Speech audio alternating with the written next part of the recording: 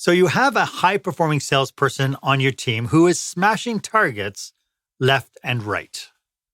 You wish your other salespeople could perform at the same level, and so the next logical step would be to promote that person to the sales manager, right?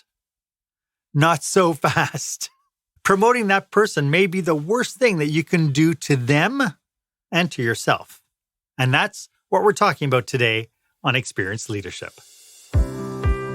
Welcome to Experienced Leadership, a podcast that challenges small business owners and entrepreneurs, just like you, to dare to be the exception. Join our host, customer experience expert Marc as he uncovers relevant and timely content to help you script and direct your business and teams to create jaw-dropping experiences your customers and staff deserve. Here is the host of Experienced Leadership, author of Lights, Camera, Action, customer experience expert, Marc. Welcome to this episode. My guest today is business mechanic Vaughn Sigmon. And today we will unpack ineffective sales performance. Ineffective sales performance? Marc, you were just talking about my best salesperson. Stay with us, and we'll uncover some common misconceptions about promoting your top salesperson. Heck, your top employee. But before we get into it, I just want to do a quick shout out to those of you who take the time to leave comments and reviews. I know that when you tune in, you think, wow, this is great. Well, at least I hope you are. You do think that, right? But it takes intentionality to come back and put your thoughts down on a review and some comments. And I really appreciate when you do that. So thank you. I was a victim. It's hard for me to admit it, but I was a victim. It was so hard. It's one of those things that you never, ever forget. It was the best of times and it was the worst of times. It was back in 1980. I had been working at my job for a year. Marc, you are incredible. I want to promote you to management and you can teach everyone how to work just like you. At the ripe old age of 19, I was promoted. I was now responsible for leading my friends and I was given no tools to succeed. I really learned how to be a manager. Notice that I didn't say how to be a leader, but I learned by sucking so bad, I was always in trouble.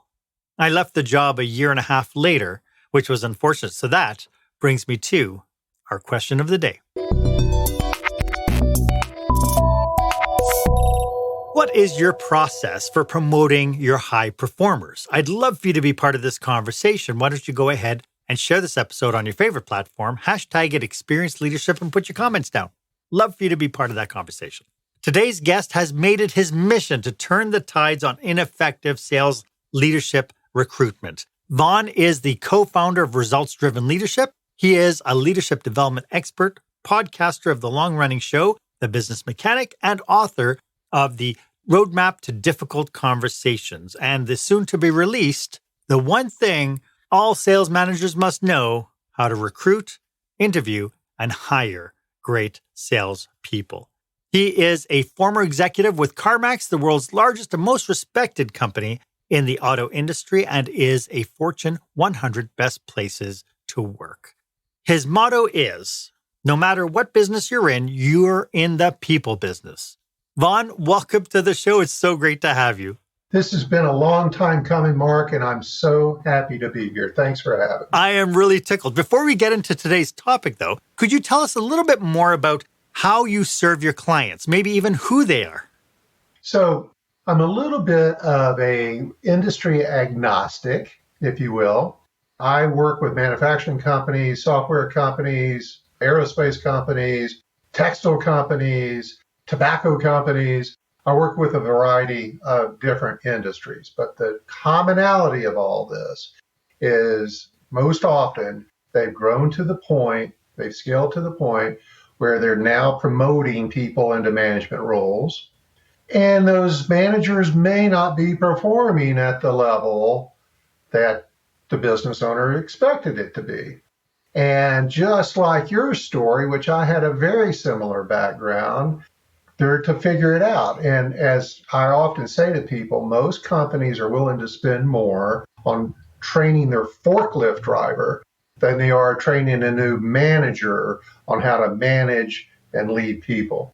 So I work with companies to fix that problem. And there's all sorts of byproducts that come out of this lack of management understanding and acumen and leadership knowledge.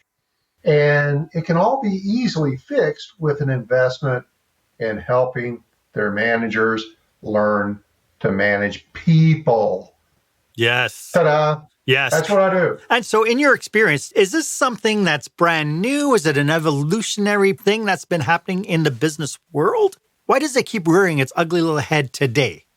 Yeah, and it's getting worse and worse, frankly, Mark. The statistic shows that disengagement, the levels of disengagement with employees in the workplace is at its highest levels in history since, and I rely a lot on Gallup for this kind of information. They're one of the premier companies to track all this. You know all about them. But I started managing in the 70s. I just dated the hell out of myself. So I started managing in the 70s, and it was a problem then. It was a problem in the 80s. It was a problem in the 90s. Gosh, in the noughts, it was a problem.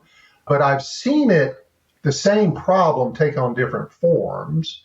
Today, we have an ability to understand people, what drives people, what are understanding behaviors, the complexity of driving motivations within individuals, that if you can make it up and try to figure it out, it's trial and error. And trial and error has rarely worked except for a very small group of people who have figured it out quickly, or they've had a mentor who has been able to course correct them through some of their mistakes. But it's a very common problem. It's been around forever, but it is escalating in its impact on business and the difficulty of being successful in business today. I can't help but wonder when you said that you started back in management in the 70s. Of course, I started in my management in the 80s. And at the time, the mindset was always kind of that carrot and sticking.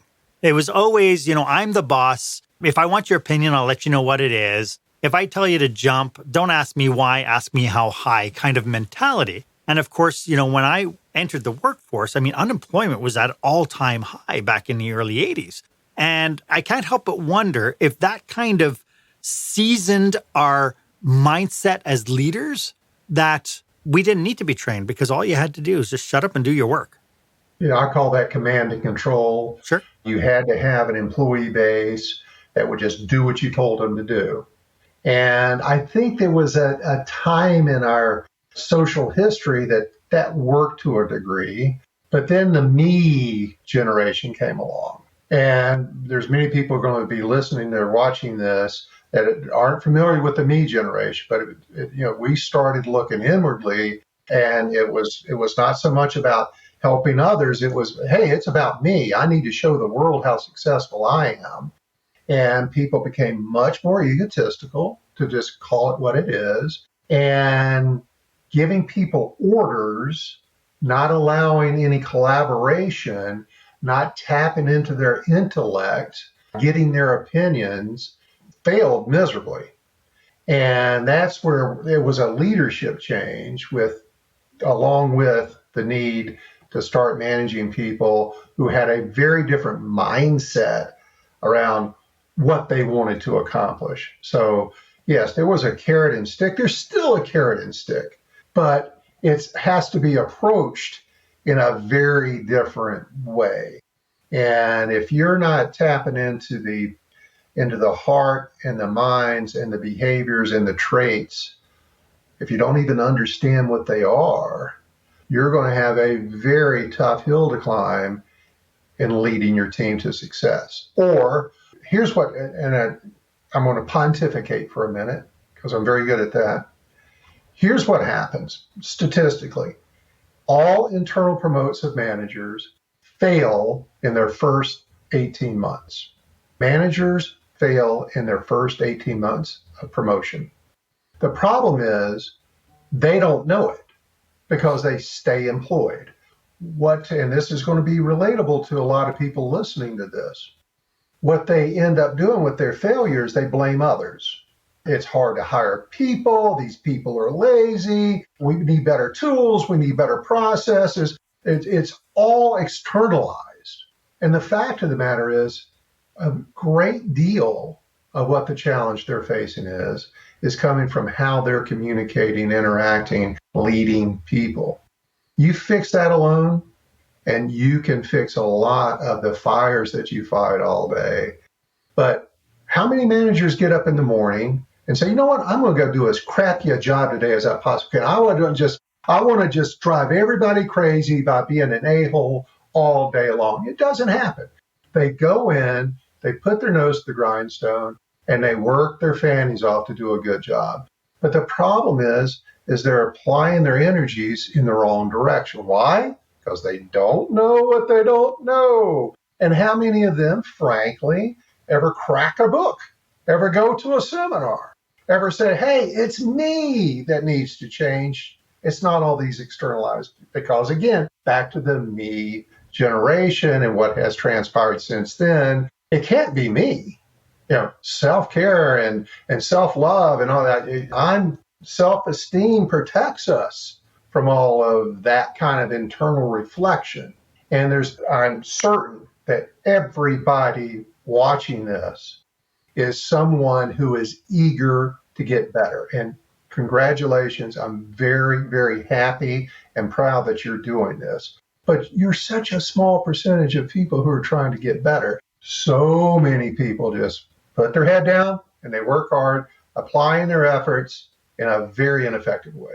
So the big question for me then becomes, how does one self-vet their capacity and their capability? To your point, unless you trip over something, so you're at a conference and you walk into a session about leadership and, you're like, oh, I thought this is the milk line conference.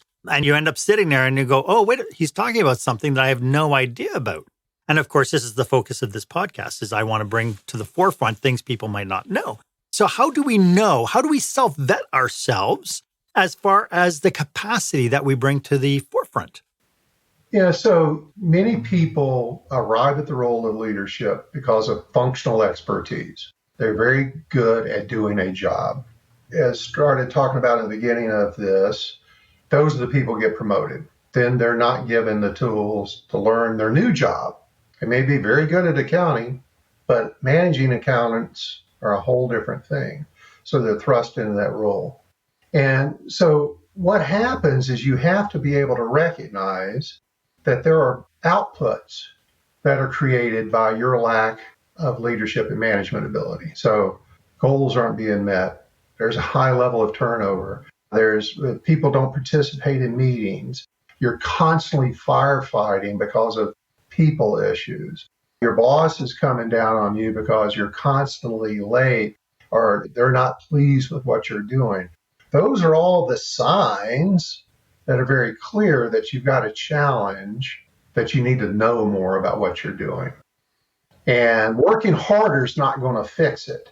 And I always feel for these managers who don't come across this aha moment that, I'm just going to work 60 hours a week. I'm just going to work 70 hours a week. I just have to work harder. And if you catch yourself working an enormous amount of hours that your people aren't good enough to do the job, so you have to take it away from them, do it for them. So, and you go home and you say, oh my God, nobody knows how to do anything. Everybody's like, if you're saying any of those things, friends, look at yourself. And then go take a good look at the mirror. You haven't failed. You just don't know what you need to do. You have not been given the tools and the knowledge that is required to be successful in your role. So it's not a failure on your part. It's a misapplication, and it's a lack of knowledge. Right.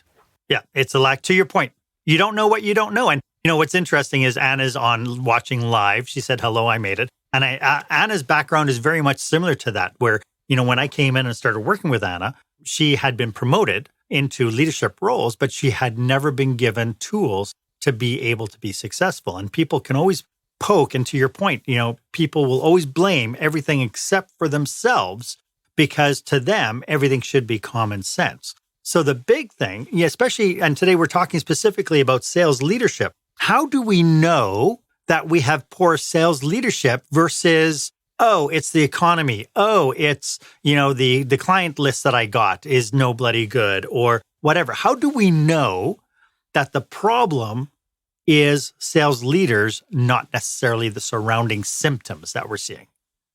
Well, to grossly oversimplify, you're not hitting your sales targets. Your existing accounts aren't growing. You're not bringing in new accounts. All the things that business owners and CEOs are looking for in the way of sales growth, execution is just not happening. And once again, this sales manager generally is a very good excuse maker. Again, I don't blame them. They've got nothing else to work with other than externalizing it.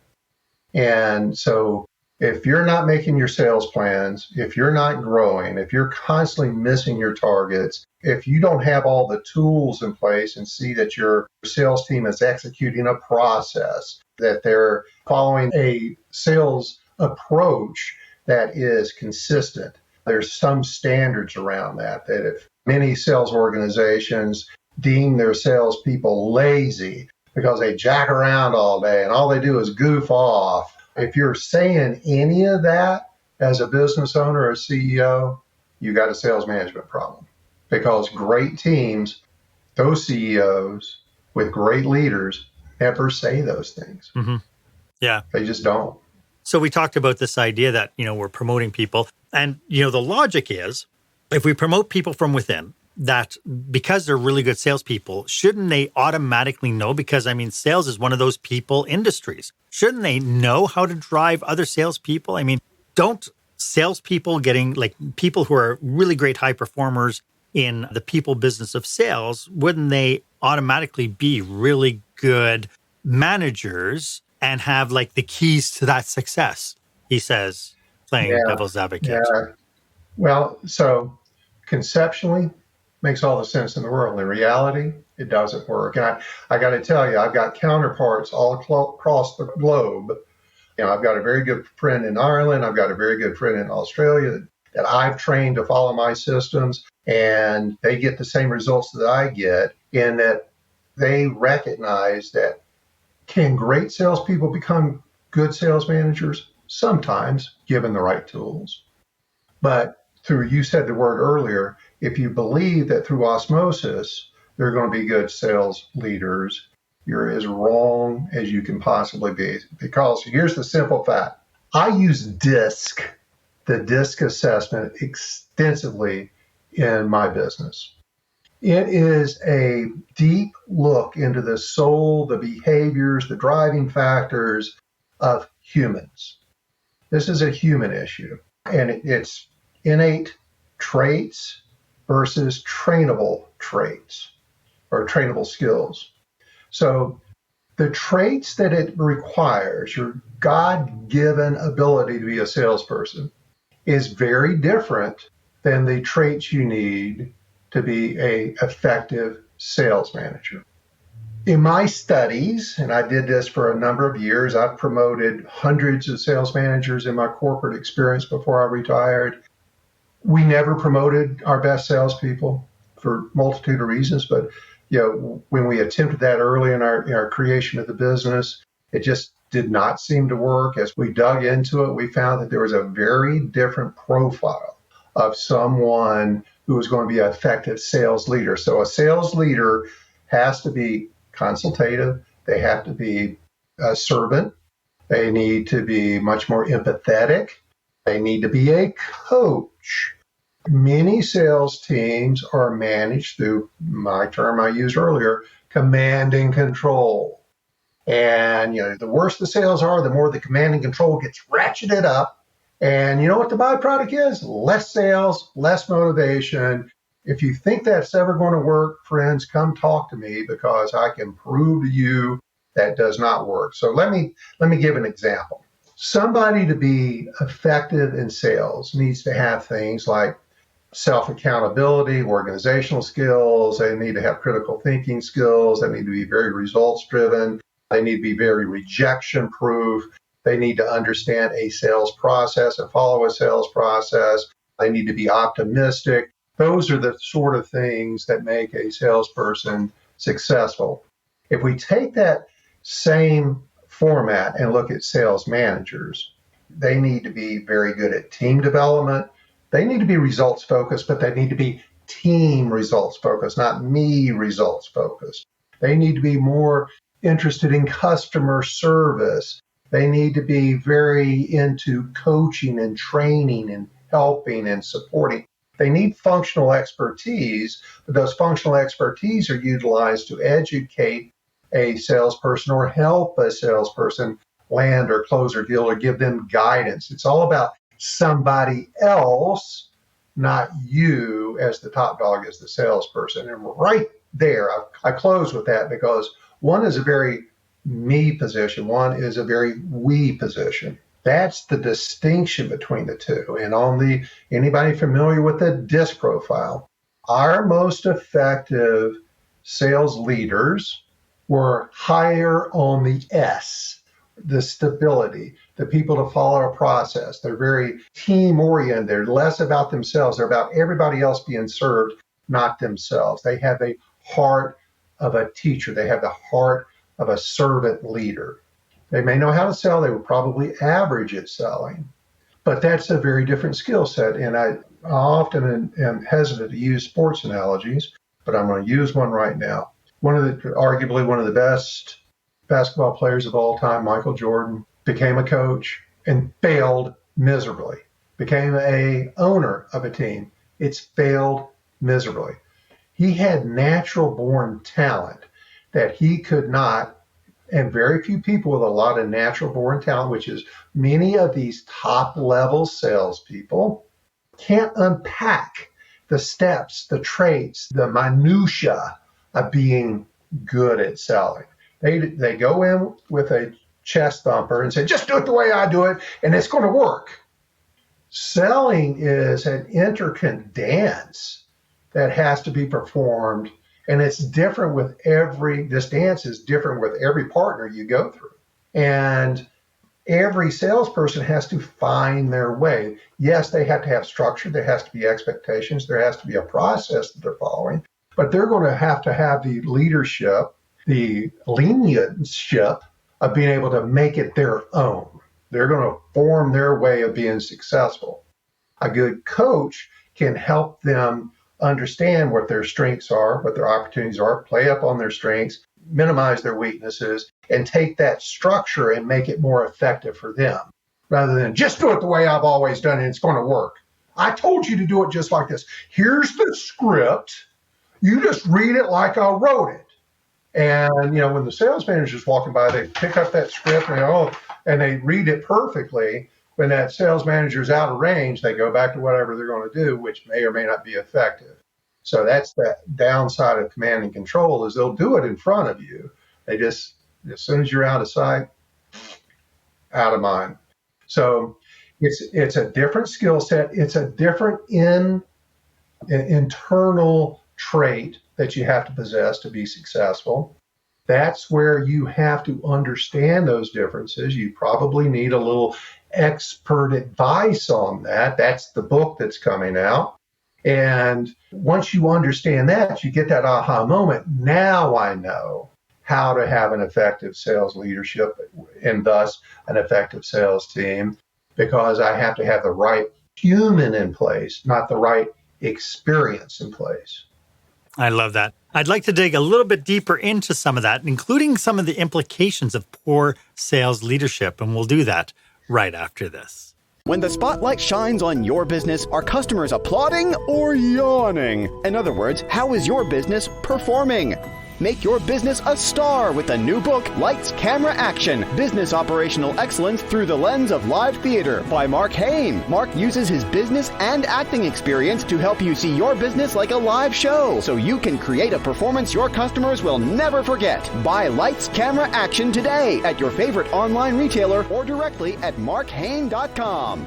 Welcome back. I am speaking with renowned business coach, business mechanic, Vaughn Sigmon. You've unpacked a whole bunch of things for us today. And, ultimately, we talked about a little bit about, how do we know if we're bad sales leaders? But let's talk a little bit about the implication of having the wrong people in the wrong position doing exactly what you're saying. They're just doing the best they can, but their best is not good enough. Yeah, so the implication of that is it certainly retards your growth. It is going to weaken your relationship with your customers. It is, you get a new product launch, you're going to have all these hockey sticks in sales. There's going to be good months and bad months, and you can't figure out why this keeps happening. Well, you can tie back to a good month is usually associated with a promotion or a product launch. And so anybody with something new can pick up the phone and get excited to go visit a bunch of people and get excited about that. It's new, it's brand new, I'm going to drive my sales up. But then it's a great sales team has a steady upward trajectory. We're trying to avoid these hockey sticks of valleys and peaks of sales performance. And if you're experiencing that with your sales team, you got a sales leadership problem. If you have a customer retention challenge where your customers just seem to be dropping off, especially your big ones, that they find somebody else to go to, there's 3 elements to every sale. And this has to be understood that are exactly the same with every sale. There is the product, there's the need, and then there's the salesperson, or if you are the salesperson, it's you.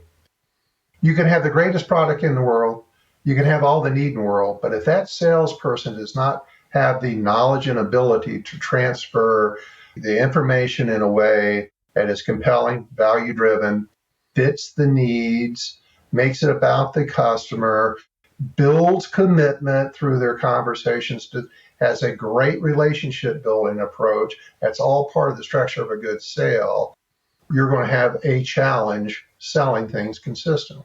Yeah.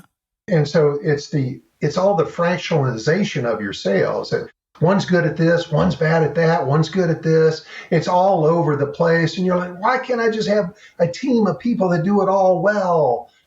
That's some of the implications. And frankly, every client that comes on board with me, they fall into 2 classifications. It was a founder, that was the salesperson. Now they're too big now to be able to continue to be the best salesperson. They need a sales team.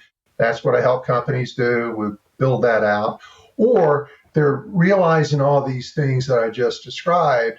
They've thrown up their hands. They've come across my podcast. They've read a blog. They've heard about me from one of my other clients. And they say, send me some help. And sometimes I can turn around this sales manager if they're willing to be turned around. Very often it creates a demotion or an exit for this sales manager because it's just gone on too long. If you then put the right person in place, gloriously things change. Yeah. I was in retail for a number of years. It's no different than having a great or an ineffective sales team.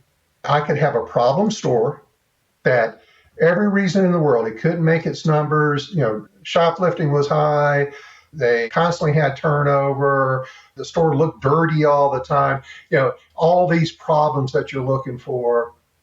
And they had all the excuses. There was competition, it's the weather, it's road construction, it's all these things. If I made one change, I could fix that store almost overnight. I take that manager out and I put a good manager in. And miraculously, 100% of the time, the bad store became a good store. Yeah. It's the same thing with the sales team. If you're having struggles with all the excuses, you change one person, and almost within a few hours, you see a dramatic change in the outcome. It's interesting because you mentioned the word bad manager. So I just want to make it clear that a bad manager is not necessarily a bad person. It's just a person who's not capable of doing the work. Can we talk a little bit about the expectation of a sales leader versus the needs that salespeople want from their leaders? What is the expectation for the people who are supposed to be following this person? What are their needs? So salespeople need guidance, they need coaching, they need help. Most highly effective sales managers are a resource of knowledge, a resource of ideas, a resource of, have you tried this? Have you thought about this? You want me to get on the phone and help you out with this? You want me to see if I can get you a better price on that? Whatever it is, they're there to help someone else. That is the most important element of a great sales manager, plus the ability to be able to carry on conversations, earn the respect, carry on conversations, one-on-one conversations and group conversations. They need to be able to build a team atmosphere, but those teams are made up of individual components called your individual salespeople. So you have two different conversations and be willing to make the time, create the time to have these conversations. They need to have a weekly one-on-one where they talk about what worked last week, what isn't working, what else do you think you could be doing, having a dialogue with a salesperson each week and each month to get their opinions, get their thoughts, get them to self-reflect. It is amazing if you approach these conversations with an open mind and with a truly helpful mindset. I'm here to help you, but you always allow them to speak first. Simple. Yeah. How many people really do that? What do you think's happening? What can I do to help you? You ask questions, and that's a skill set that we can teach anybody. I'll give them the doggone questions. Here's the questions you ask. And it is amazing how through these conversations, these salespeople can self-prescribe the cure. They know it. They just need somebody to slow them down, think about it, and bring it out. And it's amazing. Mark, you know this. I'm much more likely to go make a change or accomplish something if it's my idea versus my boss telling me what to do. Yeah. If I want to go do it, I'm much more likely to do it. You just hit on something that I've been supporting as far as the change in management styles that are required in this new age. And by the new age, you hit the nail on the head. It used to be we wanted people for their hands, then we wanted them for their brains, and then we wanted the hands, the brains, and now we need their hearts. And the only way to do that is really take the management role and encourage managers to become more like coaches. How magical is that? Exactly right. We need to manage less, lead more. Yeah. Personally, I believe that, and to your point, nobody comes to work every day saying, today I'm just going to suck for no apparent reason. I believe that everyone brings their own superpower to the forefront. And if we're good at what we do, we can really tap into people's geniuses. What would you suggest organizations do to tap into and prepare their high potential people for leadership roles, if at all? Yeah, so let's identify who those people are and then assess them somehow. Let's make sure, based on outside of just their functional expertise, their ability to perform a task very well, do they have what's internally needed to be a successful leader?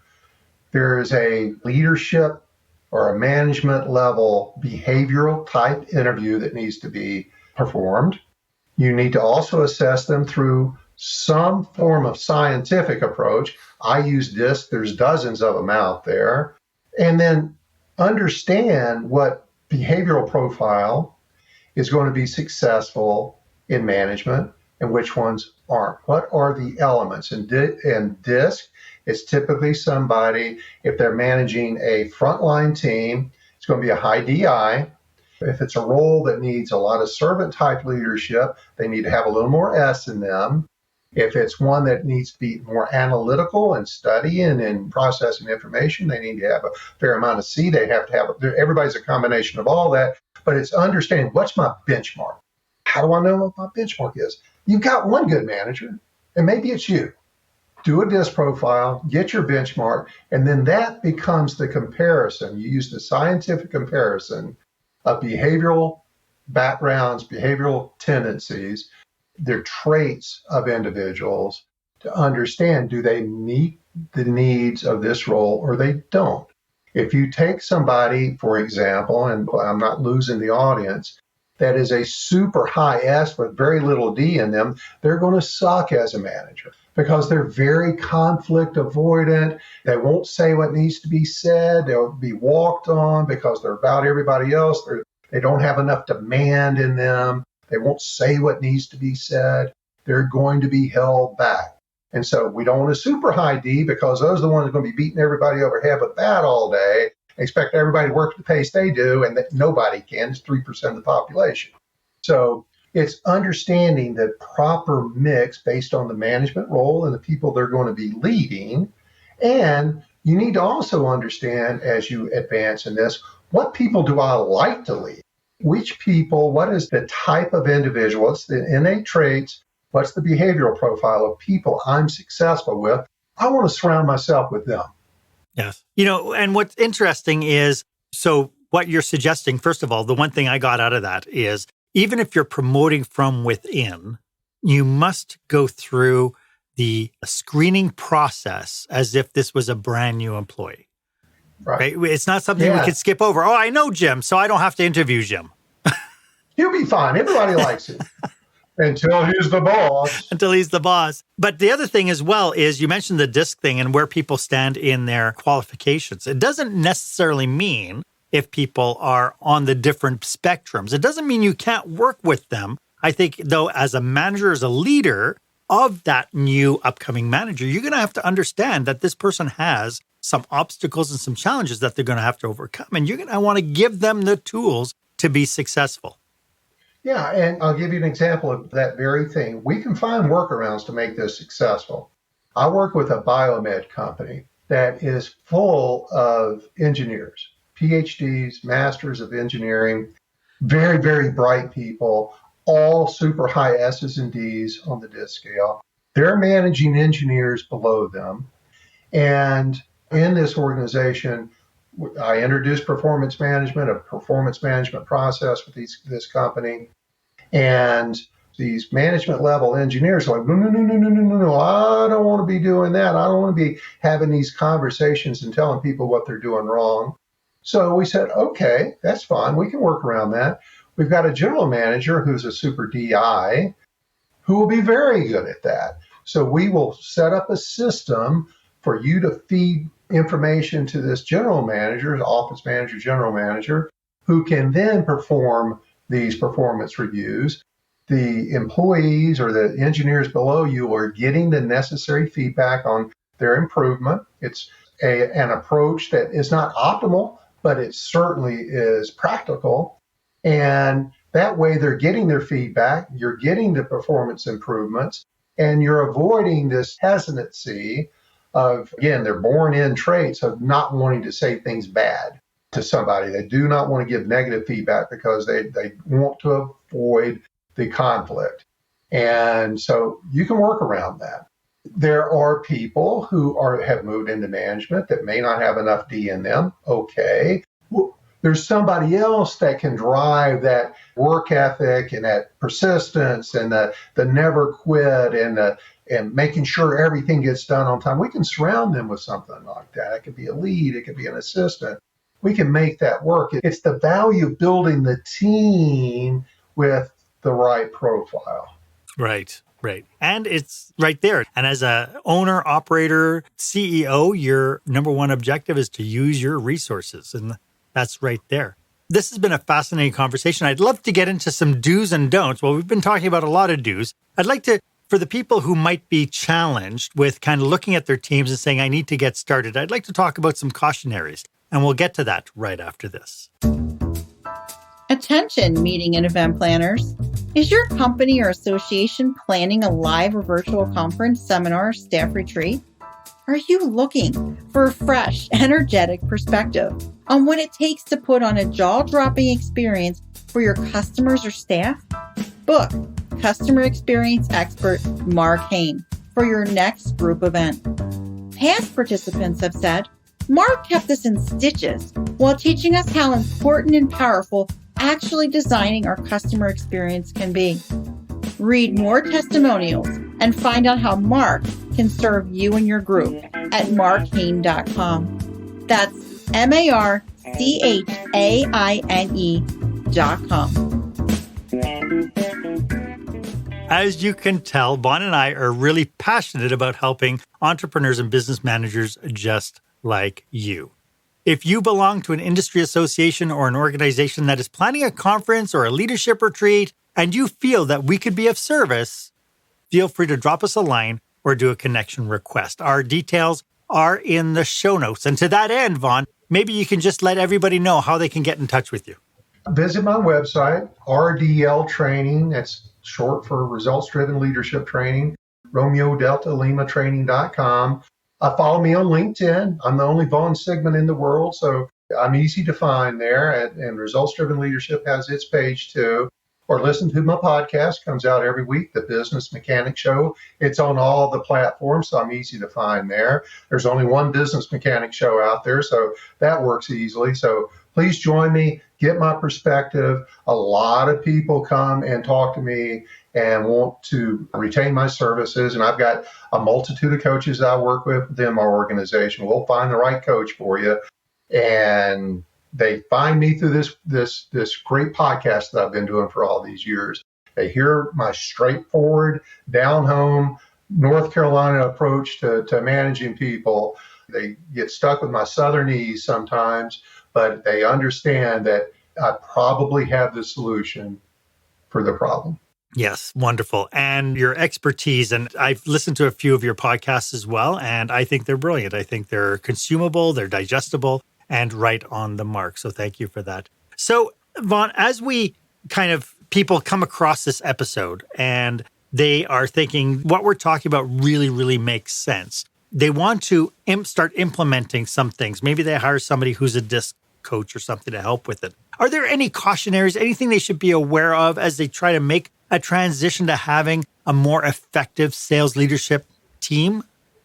Yeah, so let's talk about training first of all. Training can be either treated as a task or a long-term investment in the growth of your managers.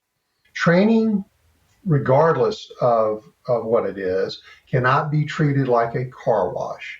You don't drive in, you drive out, you're clean. That's not how training works. Training works through the 4 tenets of teaching: tell me, show me, have me do it, and then give me feedback. And it's that 4th one that often gets missed. But the 3rd and the 4th one of doing and giving feedback, that's got to be in your organization or you're going to struggle.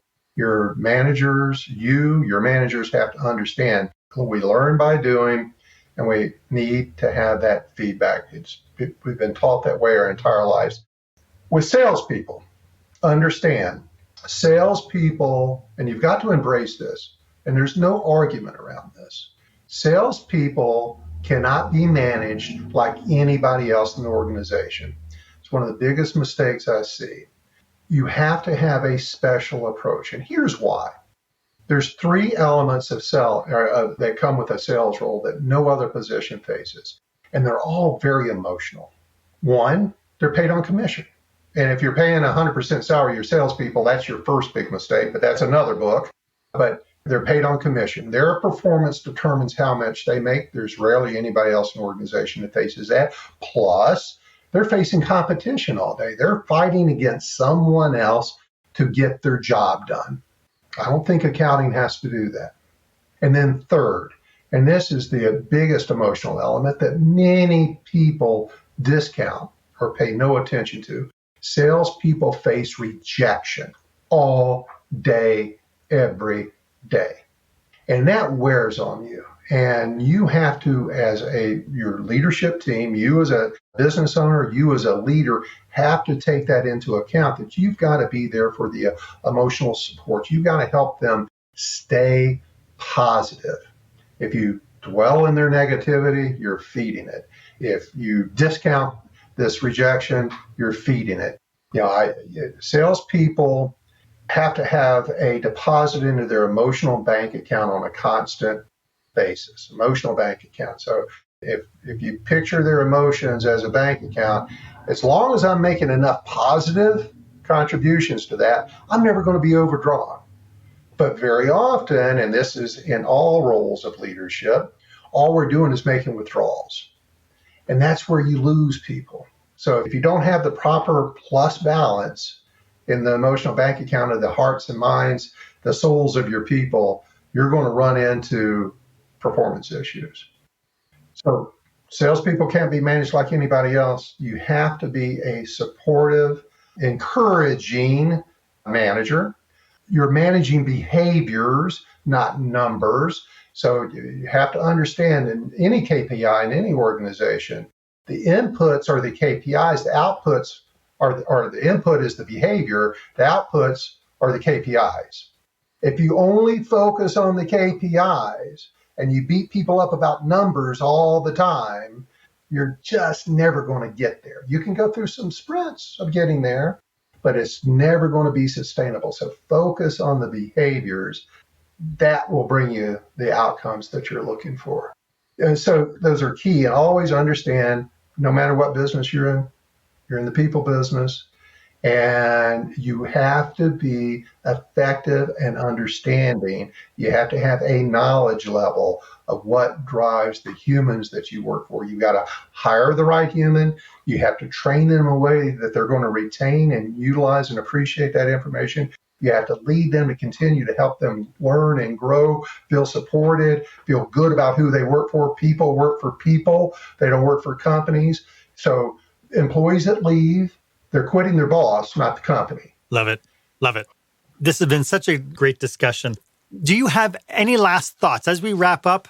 One key kind of point of brilliance that you bring to the forefront? Well, there's no brilliance in me, but there's certainly common sense. Understand human nature, appreciate the way to lead, engage, and move forward with happy employees, happy teams, give you the outcomes that you're looking for. Love it. Love it. Vaughn, can you just remind everybody one more time how they can get a hold of you? Please visit my website, rdltraining.com, Results Driven Leadership, the Business Mechanic Podcast, or follow me on LinkedIn. I post all the time. Thank you so much. Vaughn, like you said, it was a long time coming. I'm so glad we made it happen today. It's been a brilliant conversation. Thank you so much for your time today. Thank you, Marc, and for everybody that joined us today. Why don't you let me know if this was of value to you? As always, my offer stands. If you would like 30 minutes of my time to brainstorm your business with you and your team, feel free to book a time that works for you on my online calendar. The link is down below in the show notes. It's the one marked meetwith.marchayne.com. It would be my absolute honor to be of service to you. And while you're at it, why don't you go ahead and subscribe to this podcast? And go ahead, I would love a comment or review about this episode. Was it helpful? Was it valuable? Is it something you can use? I'd love, whatever it is, I'd love to hear from you. Thank you very much. My name is Marc Hayne. I hope that you stay safe. I hope you stay healthy. And I hope you dare to be the exception. Thank you for joining us this week on Experience Leadership. Make sure you visit marchayne.com for a full directory of available episodes. While you're at it, if you found today's content valuable, please share it and tell your friends about the show. As Marc says, knowledge is power, but only if you share it. Be sure to tune in each week for the newest episode. Please stay safe, stay healthy, and dare to be the exception.